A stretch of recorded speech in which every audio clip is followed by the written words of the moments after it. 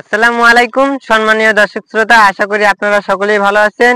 সততা নার্সারির পক্ষ থেকে আপনাদেরকে জানাই অনেক অনেক শুভেচ্ছা ও অভিনন্দন।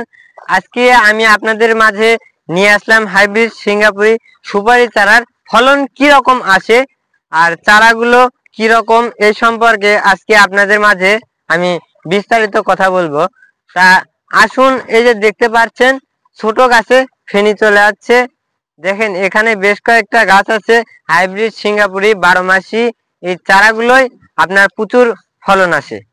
এই যে দেখুন এখানে প্রায় 5টি বাঁধা আছে। এই যে এখানে একটা, এই যে বাঁধাটা নষ্ট হয়ে গেছে, এই যে দেখেন আপনাদেরকে দেখাই, এখানে ঠিক মতো পরিচর্যা করা হয়নি দেখে এই সমস্যাটা চলে আসছে। দেখুন গাছের গোড়ায় কত ঘাস জমে আছে। এই যে এখানে একটা, আপনার এই সাইডে একটা, এখানে গুটি আটকিছে আর গুটি কিছু শুকিয়ে পড়ে যাচ্ছে। এই যে এখানে আর একটা বাঁধা, আমরা যে বলি 12 মাসি তার একটা উদাহরণ। দেখেন এই গাছটাতে 5টি বাঁধা, ওই যে উপরেও ফেনে আসতেছে, একের পর এক ধাপে ধাপে এই চারাতে ফলন হয়। এই যে দেখেন এখানে, যে এখানেও একটা, এই যে দেখেন পরিচর্যা না করার কারণে যে গুটিগুলো পড়ে যাচ্ছে। এই যে দেখেন, আপনি দেখেন এই যে এখানকারই কতগুলো গুটি পড়ে গেছে, এই যে দেখুন।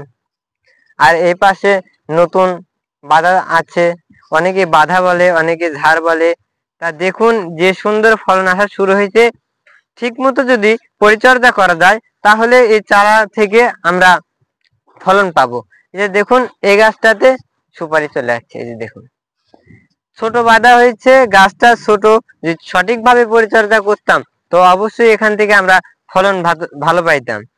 তা ভিউয়ার্স, আশা করি আপনারা সকলেই বুঝতে পারছেন যে সততা নার্সারিতে কি ধরনের চারা পাওয়া যায় আর এই চারা থেকে কিরকম ফলন আসে, আপনারা হয়তো বুঝে গেছেন। তা আশা করি আপনারা সকলেই ভালো থাকবেন। সবার মাঝ থেকে বিদায় নিচ্ছি। আসসালামু আলাইকুম ওয়া রাহমাতুল্লাহি ওয়া বারাকাতুহু।